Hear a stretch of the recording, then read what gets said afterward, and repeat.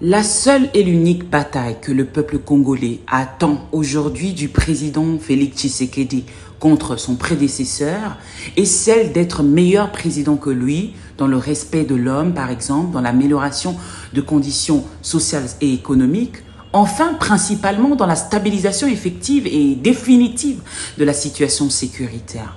C'est sur ce terrain que le peuple pourra évaluer le niveau non seulement de ses compétences, mais aussi de son sérieux en tant que garant de la nation, et non en jouant à l'autruche face à ses responsabilités. Le déni profond dans lequel est plongé le président Tshisekedi aujourd'hui est un gaspilleur des temps, d'énergie pour lui, pour son gouvernement, pour nos vaillants FARDC qui se battent au prix de leur vie. Et ce déni qui a malheureusement pour première victime le peuple congolais.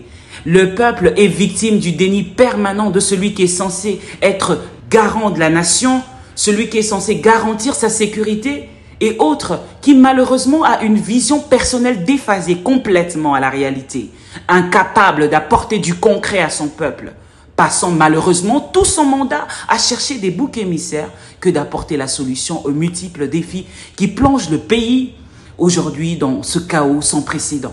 On se pose la question, existe-t-il encore un garant de la nation aujourd'hui?